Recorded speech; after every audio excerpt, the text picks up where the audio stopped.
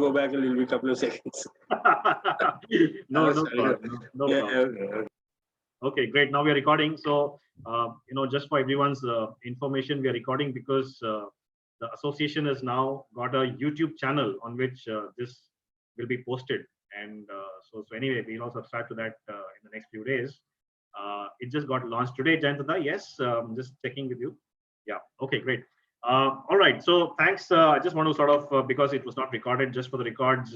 Thank you, Jayantata, Prashant, and Ashish for the introduction. I was saying that some of our relationships go really, really long back. With Prashant, as he said, I know him for many, many years now, since 2013, as he mentioned. My relationship with Jayantata goes back a few years when I was with Narsi Monji. Since then, and of course Ashish, not very long back, but pretty deep in the last few months, I would say. So anyway, thanks, and I hope to develop. All of us, we share a common starting point, as you say, which is Joka, and look forward to connecting with all of you, at least from that point of view going forward.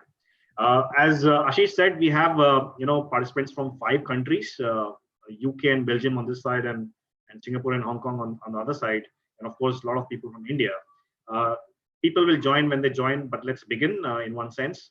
Ashish, you'll have to allow me to share my screen. All right.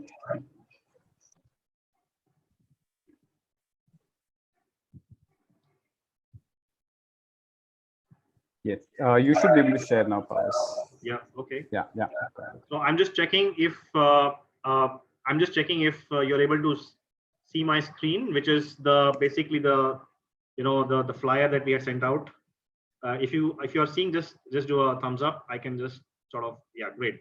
Okay, so we just move from here. My intention is to actually maybe close my part by about 7:45, 7:50, and we have the last 10-15 minutes to do the adda that we were anyway doing before the session started. So great. Here I go. I just want to start with the premise, all of you, that life and business is a game. Just spend a second to just take this in. And when I say it's a game, I don't mean that it is frivolous, but at the same time, it is not created by God. It is not so serious that has been created by God. Our life or the situation that we are in is not created by God. Therefore, if you don't like the game that you're playing, change it. If you don't like the players in the game that you're playing, change the players. I'll give you an example. When I was with Tata AIA Life Insurance, when I was part of the Tata Group, Tata AIA was at the bottom of the market ranking, and we used to have, we used to compete with players like Sahara Life and DHFL, which are like, gone off the charts now. This was in 2015. By the time I left the company, and not because of me, but by the time I left the company 2 odd years later, Tata AIA Life was playing at the top of the chart. We were competing with the likes of SBI Life, HDFC Life, Max Life, and so on. You know why? Because we didn't like the players that we were playing with. We didn't like to play with Sahara Life. We didn't like to play with DHFL Life. We wanted to play with the likes of SBI Life, or we want to play with the likes of HDFC Life. So we changed the players in the game that we were playing. Same thing. If you don't like the game that you're playing, it's up to you to change it. If you don't like the players in the game that you're playing with, change the players. All of us have been brought up. Who has played Monopoly while growing up? Just a show of hands. All of us would have played Monopoly. Who has played chess? All of us would have played chess. You know what? We have been brought up, playing some of these fear-based games. Meaning, in such games, you actually have to, decimate the other person overnight. Fight with the other person, kill that other person, and only then, after a night of fighting, will you be declared winner. Isn't it? You know what? The good thing is, today's world doesn't play such games. You have to play a new game for this new world today. So there is no fear-based games. It's a place where you don't have to defeat the other person to win. It's a win-win for everyone. We call it sometimes win to the wind power, but we'll talk about that little later. Just want to show you, want to share with you an experiment. Fleas, fleas. Okay, another perspective is, how high can a human being jump? A human being can jump up to 1.5 to 2 times his or her height. Generally, I'm not talking about the Olympic players. Even they can only jump to about 1.5 to 2 times their height. But fleas can jump up to almost 300 times their height. All right. Now, there was an experiment done somewhere where a set of fleas was put into a jar and the jar lid was closed. It was kept like this for 3 days. Of course, the fleas were not able to jump out of the jar. They could not jump beyond a certain height. After 3 days, this jar was removed. And you know what happened? The fleas continued to fly in that imaginary boundary of the jar. They did not go out of that imaginary boundary of the jar. So and another thing is, fleas reproduce very fast. In a day, they may actually have the second generation and third generation, and so on. And you know what? Their offsprings, this first generation's fleas offsprings, and their offsprings, also did not fly out of that imaginary boundary of the jar. So this is very interesting, and I'm going to share a sort of a video with you on this, and just have a quick look at the video, and then we'll come back.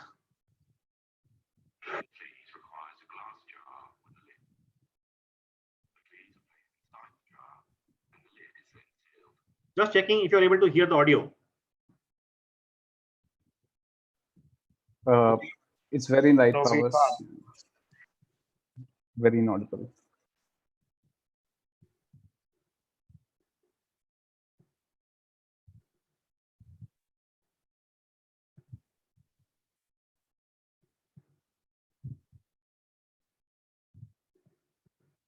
Training fleas requires a glass jar with a lid. The fleas are placed inside the jar and the lid is then sealed. They are left undisturbed for 3 days. Then, when the jar is opened, the fleas will not jump out. In fact, the fleas will never jump higher than the level set by the lid. Their behavior is now set for the rest of their lives. And when these fleas reproduce, their offspring will automatically follow their example.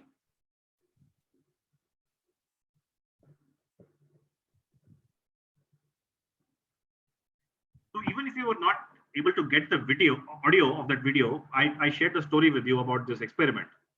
And you know what? The interesting thing is, we are not in a jar and there is no lid, and we are not fleas. So it depends on how high you want to jump, right? So that's the point I sort of wanted to bring to you on this chart.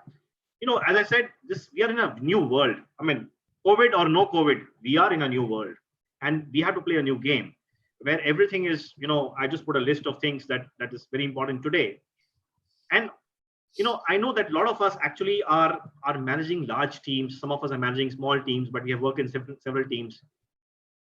The mindset of our teams is that of a millennial.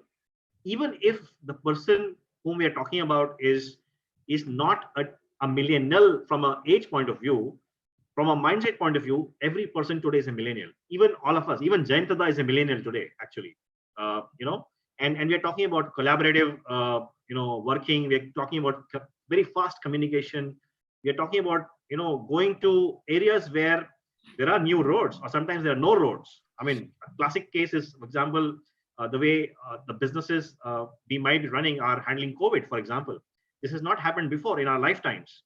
So we are actually traversing on new roads or totally new, uncharted territories. So this is actually a new world. And we have to play this new game, and this requires a hugely new mindset, a hugely new mindset.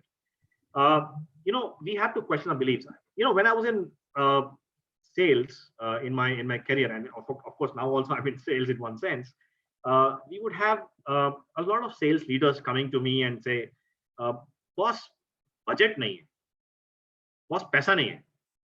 Or when I started my entrepreneurial journey about 3 years back, I would meet a lot of fellow entrepreneurs or potential entrepreneurs, and they would say, we don't have the budgets, we don't have the starting money. It's time to question our beliefs, friends. And you know what? You're never short of money. You're never short of money. You're only short of.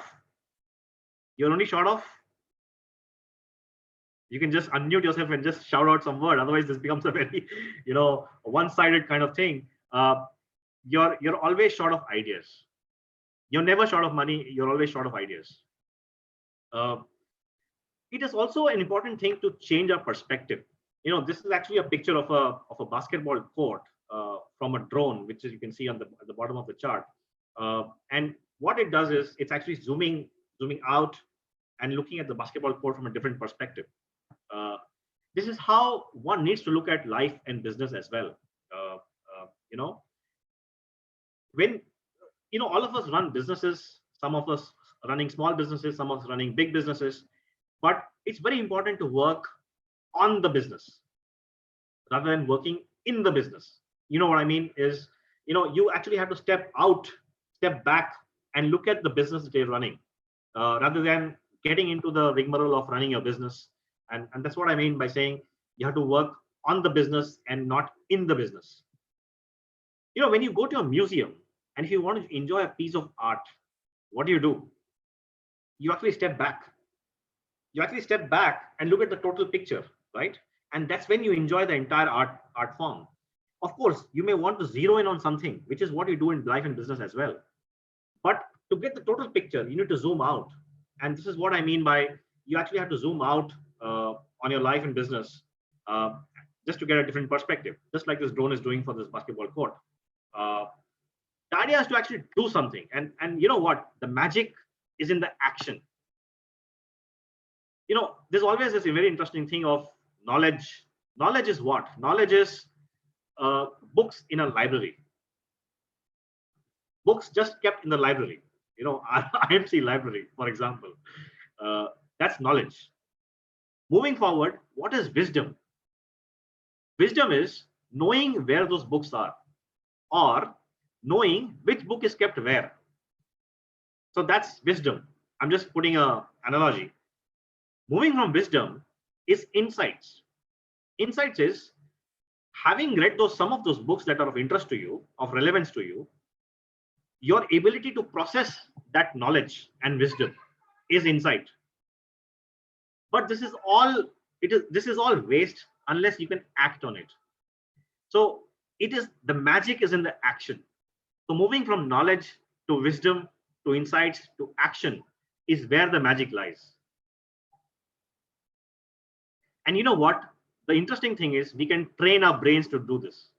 You don't actually have to. Let me give you some examples here.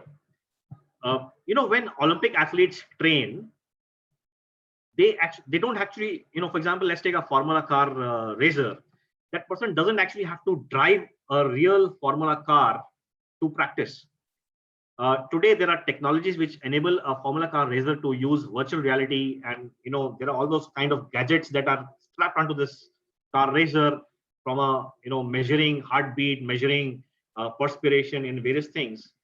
And this when this Formula car racer uses this virtual reality simulation to practice car racing, the heartbeat, the eye movement, the breathing speed, the perspiration is almost the same as this person would actually have when the person is racing the car.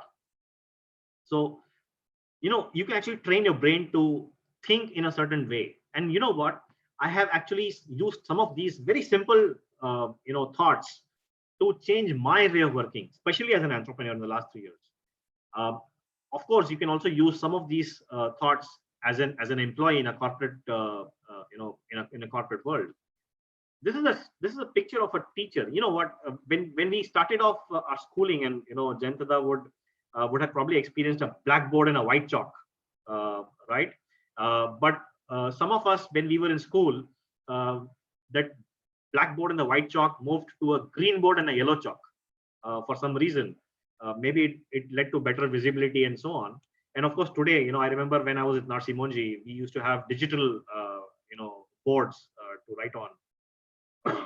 But just going to take you back to the time when the teacher would write on this chalk with the chalk on the board, and by mistake scrape it. That sound that used to come. Can you visualize or think of that sound when the teacher used to do that? By mistake, scrape the chalk on the board. It used to give a very odd feeling, in the teeth and the mind and so on. How did you feel when I just described it? Actually, how did you feel? Jarring. I know. So there is no board here. There is no chalk here, and there is no teacher here. But me just describing this to you makes you feel jarring. So this is exactly the power of simulation. If you can sort of craft your brain in a certain way to think of certain ways of doing work, of certain ways of doing business, certain ways of living life, you can actually train your brain to do that. And this is what I mean by you can actually rewire your brain. You can rewire your brain without actually doing something, by just thinking about it and then using that knowledge and wisdom and insight and action orientation to do things in life. We spoke about several games. We spoke about Monopoly. We spoke about chess. All the games that we know of, whether indoor games or outdoor games, they have multi-dimensional. Let me just talk about a game that we used to play as a simulation game with some of our corporates and some of our corporate clients. Any game has several elements. So there'll be a dice, there'll be a team, there'll be some action cards, coaching, blah blah blah, stocks, loans, casino. So this game sounds like Monopoly, right? You know what? Most players will choose to delete some of these options. They will not use all the options that are available in a game. And actually, most people also live life and do business like that. They choose to delete several options in life and several options in their business while doing their business or living life. You have to get into multidimensional thinking and look at all the options that are there in front of you. It's much more important for an entrepreneur, but also equally important for a corporate executive to be looking at all the options that are, it's as simple as using your phone or using your brain. All of us know we don't use all the functionalities that are there in a phone or in a brain. The idea is to be aware of this, that there are several options available that we don't know about or we don't use, even if we know about them. And the idea is to use all the options that are available to the extent possible in a game, in life, or in business. Now the dice. Have you been able to get a dice in with you today? Just checking. And we'll talk about there are a lot of learnings from this dice. Right from the times of Mahabharata, when the whole Mahabharata was actually played out because of the role of the dice. But even in our current lives, dice gives us a lot of learnings, and we'll talk about some of those learnings. All of us play indoor games like dice games like Ludo and so on and so forth. Yes. How do you start a game? You can unmute some of you and just shout out. Otherwise, it becomes a very one-way traffic. Yes, Naresh, Ashish. Select who goes first. How do you start a game? Any game. You roll a die and choose who starts the game. Right. So you have to throw the dice, right? Yeah. To start a game, you have to throw the dice. What does it mean? You have to take action. Unless you throw the dice, the game doesn't begin. Yes or no? Yes. Now, to start the game, you've chosen to throw the dice. And in most games, you begin the game when you hit a certain number on the dice. Yes or no? Right? In Ludo, for example, you start the game when you have a 6, or you can have different rules. Many games are like that, the person with the highest number thrown starts first and so on and so forth. So why don't we just throw the dice and tell us what numbers are you getting? I'm throwing the dice. I got a 2. What did you get? Got a 3. You got a 3. 3 for me too. 3. Anyone got a 4 or a 5 or a 6? I've got a 5 powers. 5. Wonderful. So how did you feel when you got a 1 or a 2 or a 3? How do you feel? It's the chance that you have been given. I mean, this is what you have. Yeah, this is what you have, right? And how do you feel when you get a 4 or a 5 or a 6, especially 6? I'm winning. I have played so many of these dice games, as a child, and even वो आशीष वाला seminar ऐसे उसने ping किया ना. So Gunjan is saying something. Yeah, so I'm saying, you start a game with a throw the dice. That's action. That's fine. But you also start the game when you hit a certain number. That is also fine. And you know what? When you finish the game, after the game is over, if you go back and check the data of people who got what number at the beginning, and the same set of people when they finish the game, there is no correlation. There is absolutely no correlation. So a person who throws a 1 can win the game, and a person who throws a 6 in the beginning need not win the game. You agree? I mean, you would have experienced this yourself. And this is exactly how life and business turns out. We are all born, all of us are from IIM Calcutta, and we got here because of certain merit. So we were like in school, and our parents said, boss, if you don't study well in school, you'll not go to a good college. If you don't do well in college, you'll not go to get a good job. I mean, if you don't get a good job, then you'll not get a good spouse or a good life, isn't it? We have all experienced this. Our grandmom will say this, or grand aunt will say this, or grand aunt's sister's brother will say this. You can do this, you cannot do this, etc., etc. So for powers, for me, it was that if you don't do well, you need to open a pawn shop. So that was my, Absolutely, motivation to absolutely, study. absolutely. But you know what? Life and business does not play out like that. Your starting point does not matter. What matters is when you get a 1 or a 6, how you play that turn is what is important. So whatever turns you have played up till now is immaterial. What turn you get now, right now, that is important. And how you play with that turn is very important. So it is always looking forward rather than looking backward. Your starting point does not matter.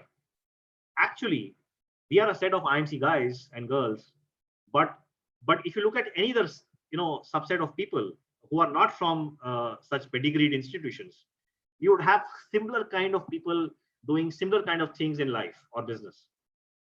And it all depends on your mindset. It is not your starting point. It is how you have played your life in game or business, right? You know what? There's another thing. So I've told you about action. DICE teaches us about action. DICE also teaches us that the starting point is not important. There's one more thing that DICE teaches us. Sometimes we want a 6. If we keep on getting 1s and 2s and 3s, and then what is this here? We want a 6 in life and business and in a game. Yes or no? Kabhi to chahiye yaar chakka. Hai na? I'll give you a secret how to get a 6. Should I? And it is guaranteed that you'll get a 6. I can give it to you on stamp paper, sealed and signed. You throw the dice 1,000 times. One time of that 1,000 times, I am guaranteeing you, will be a 6. Yes or no? Actually, the probability is 1 on 6, but I'm telling you, you throw the dice 1,000 times, you'll get a 6. I'm just translating this to life and business. You know, you want to get business from a client, just call. That person will not pick up the first time. And I'm not talking of the kind of business that we might be in, but you know, we get so many calls from, you know, several credit card companies and so on. And there are some of us might be leading such teams as well. And I know, for example, Prashant was trying a lot to get Maruti business for his company for many years. You know, it is just keeping on trying. You have to just keep trying, and you hit a 6. One of those turns will be a 6. Yes. So I think the dice is a lovely piece to have. In fact, I keep it in my work desk, and it reminds me of action. It reminds me of it reminds me. It tells me that the starting point is not important, and it tells me to keep trying because I want a 6 at least once. Action cards. It's a very interesting concept. You know, suppose I just hypothetically tell you that all of you have, I give all of you some action cards. Action cards are some points that are written on a card that is that something that you can do, you can take action on. And suppose I give all of you 5 action cards each. Suppose I give all of you 5 action cards each. It is something that you can do, some action that you can take which will help you. All right. How many action cards will each one of you have? I'm not able to see how many people we have, Ashish. Can you tell me how many people we have? 15 here, Paus. All right. So all of you have 5 action cards. Tell me how many action cards do you have?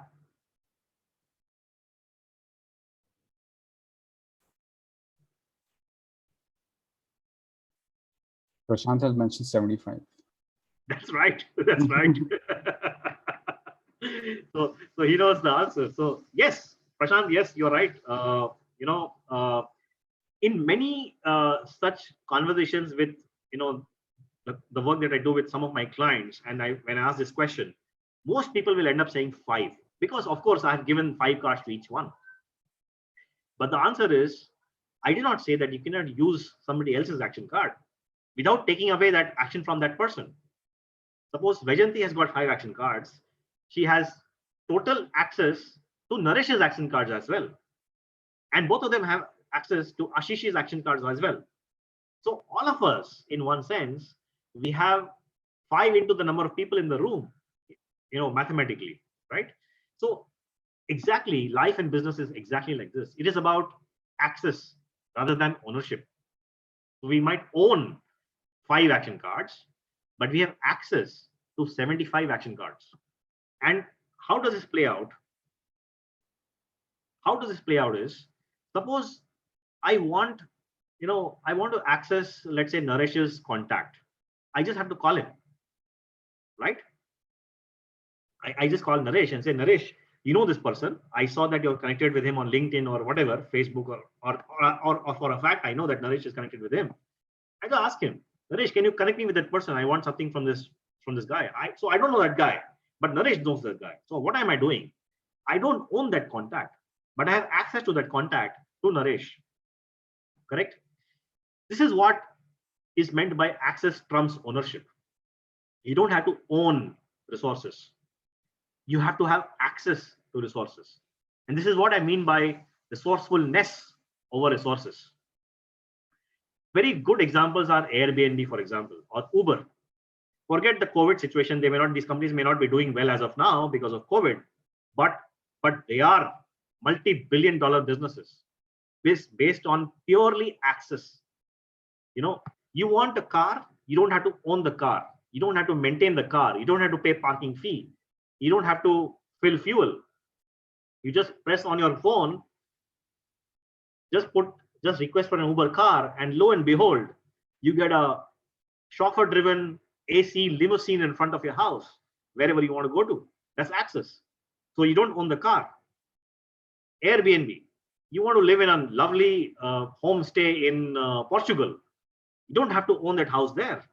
You just have to go to Airbnb and access that homestay in Portugal. And similarly, I want to access, let's say, Prashant's contact.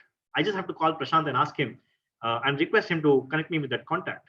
That's how it works, right? So access is always going to be trumping ownership. Today's age is not about ownership. It is about access. It is about resourcefulness over resources. Right. And we have to now look at opportunities, how we can create opportunities, how we can sort of seize opportunities which are already existing, and this brings me to the concept of the team itself. What is your team? Who is your team? Is it the people who report to you directly or indirectly for sometimes? People who report into the people who report into you? Is that the case? I mean, for example, Ashish works in a consulting firm and he works on projects where the teams are put together for a project, right? So what is Ashish's team? Ashish, what is your team? Basically, Powers, I think the team is again the group of individuals who are qualified, equipped to do that particular project at that point of time. So it's not a permanent team; it's like a temporary fixture at that point of time. Yeah. Yeah, but isn't the whole company your team, even if they don't Yeah, come into? yeah, absolutely, yes. You can access the entire company at literally any point in time for any kind of job. Of course, you have to look at whether they're interested to do it, etc., etc. But whatever, right? So the concept of team is not people who report into you or the people who report into the people who report into you. It is whom you have access to. There is a very interesting concept of what is the team. It is about an access. It is about who knows who. It is about who knows what, and it is about who knows what. Who knows who knows what, and who knows what. So if I know who is who, that means I know the person. If I know who knows what, that means I know that person knows something that I want or seek information on. And if I know who knows what, that means my direct contact may not know exactly what I want, but that person knows somebody else who knows what I want. If we sort of sort these three things out, then we have access to literally anybody in this world and any piece of information in this world, isn't it? Yes. So it's about access. It's about access, just pure access. It is not about ownership. Jonathan, you have a point. I think you're raising your hand. Powers, if it's okay. Yes, of course. Yes, Jantada. Powers, you're absolutely right. I'll tell you, very often the key members of your team are not even within your organization. Correct. I spent all my career in advertising, right? So the idea, the creative idea, etc., would be, created by the team within the organization. But without market research or consumer insights input, which comes from another expert organization on the outside, right? That's right. And if you're making a TV film, then I need a film producer, director, etc., who is another expert body on the outside. Without these, and I'm just taking two such examples, without these, the product there is no product. Absolutely. So they become a very critical part of the team. So a good client, for example, would say that, listen, I don't want that team to be disturbed. So I worked a lot on Colgate for a long time. So they said that I want that team to be preserved. That producer, that director, this creative director, etc. So that the consistency of what we're doing over a period of time, building the brand, or whatever else could be the issues, is not deviated, because you make up a team for a project, and a year later, when the same work on the same brand comes up, you have an entirely different team, etc. That becomes a problem. Absolutely. Thank you, Jantada, for that Thanks. example. So I'm just also doing a time check. We are at 7:45. I'll probably close my part in the next few minutes, and then we'll open for that we promised, and I'm sure we'll get rolling on that as well.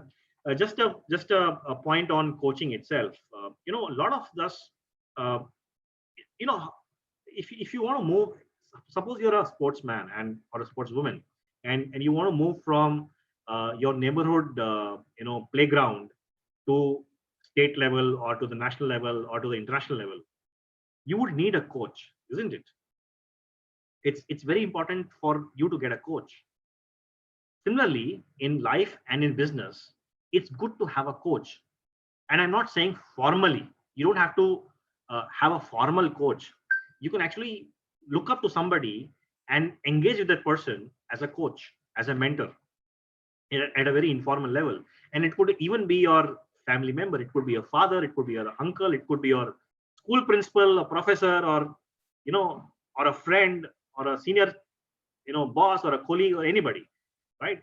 A lot of companies have this formally as well. So you have a formal mentor or a mentor program and so on and so forth. My suggestion is, I have experienced a lot of benefit from having a coach myself, and I love coaching others as well. I would very, very strongly recommend that all of us get a coach, formally or informally, whatever works, to take us through our life and business. And sometimes this is also about corporate evolvement. When I say that a lot of companies have formal programs around mentorship and coaching, please ensure that you are part of that, and don't stay away from it, because sometimes a coach can give you a very different perspective to life and business. I think I'll probably, it's a natural end in one sense. We are at almost 7:50. I'll probably stop here.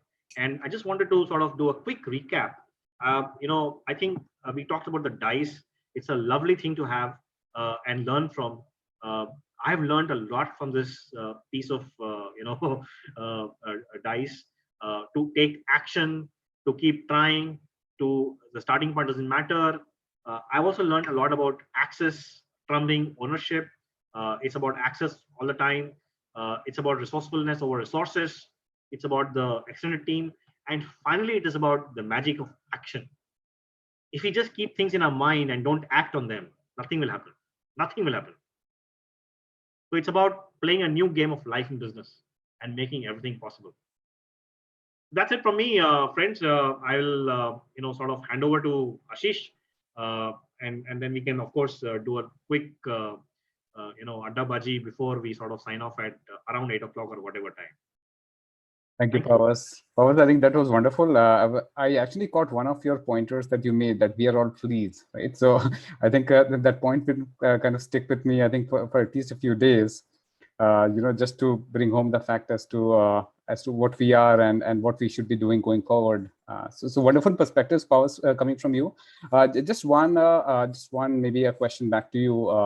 So in terms of your current way that you operate in, and I know you're pretty close, right? So what are you doing nowadays? I mean, are you engaging in some of these interactive sessions going forward, or what's your plan like?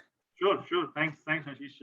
So I think this also gives me an opportunity to tell a little bit about myself beyond what Ashish and Prashant introduced. So as all of you know, I worked at Tata Group for 18 plus years. My first avatar. Then I had a short stint in academia. I was a pro vice chancellor on the board of Narsi Monji. Second avatar, but about 3 years back, I started on my own. We are a bespoke. Let me just maybe quickly just show one slide only on the kind of work that we do. So the firm that I run is called Pathfinders Knowledge Advisory, and we are a bespoke culture advisory firm.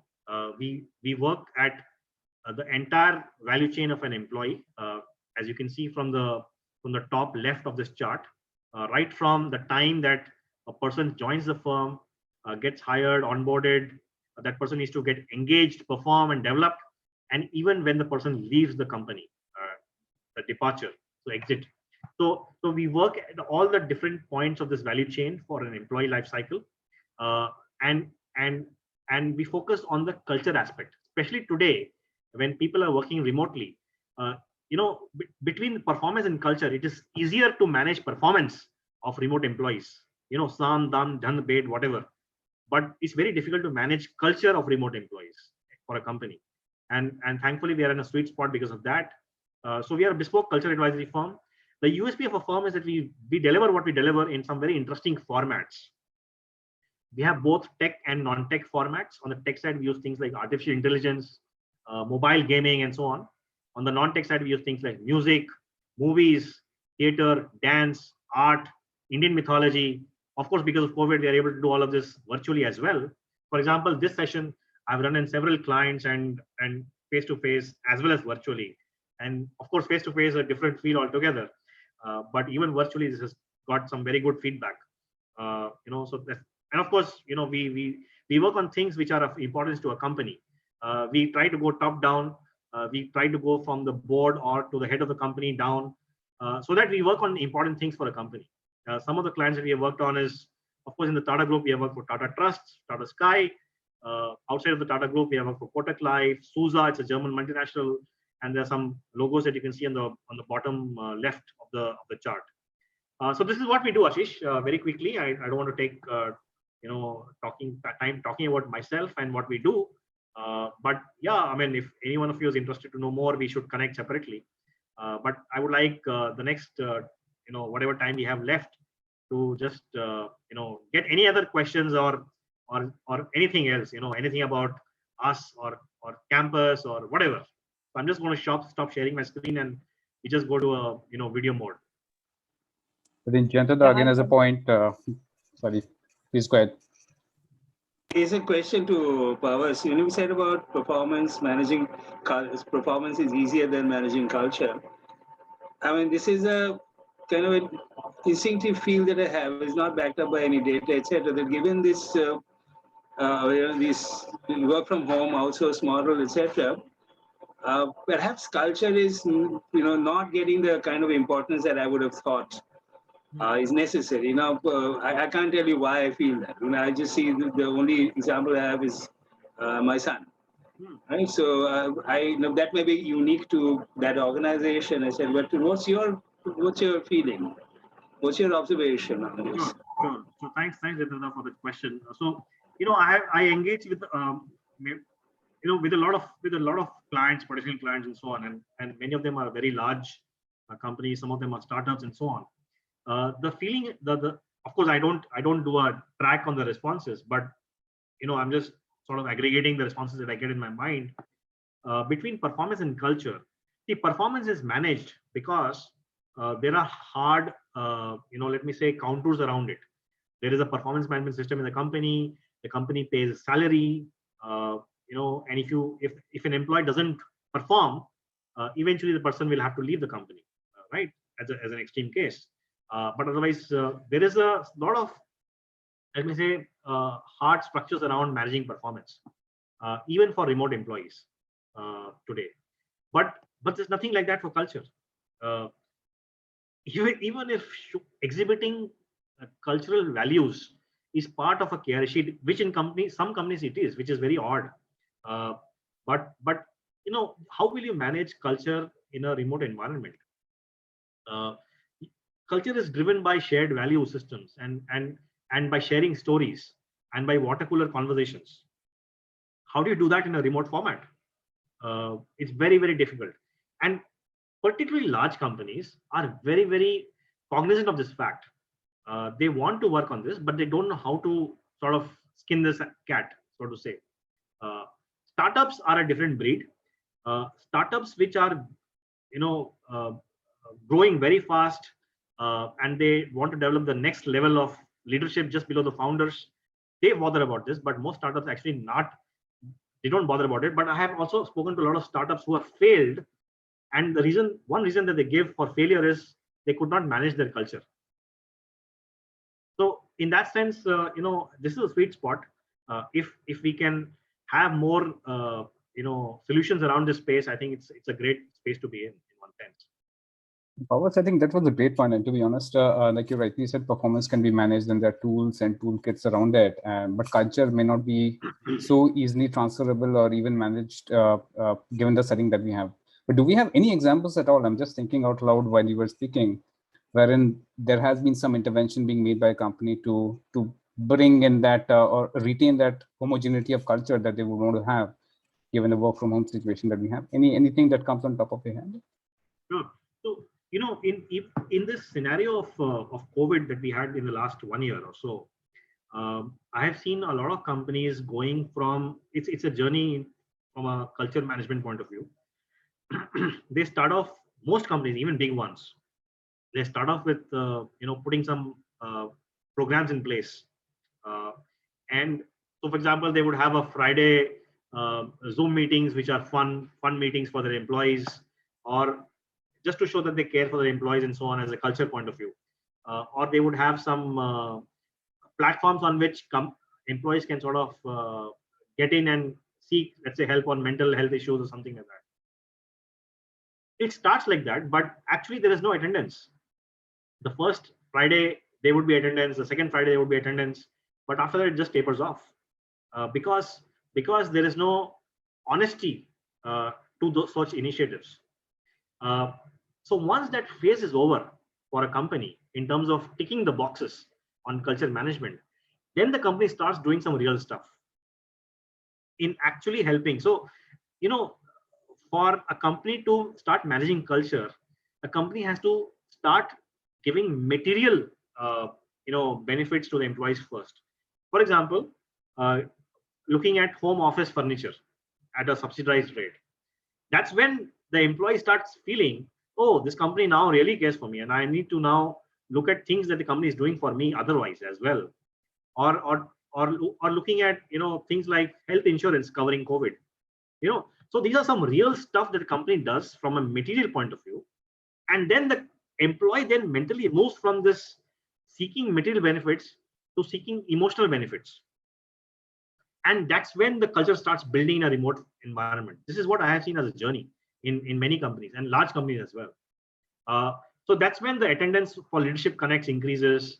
That's when the Friday Zoom Fun Fridays attendance for that increases, and that's when employees start listening to stories about how do you sort of behave in a certain way in the company in a remote environment as well.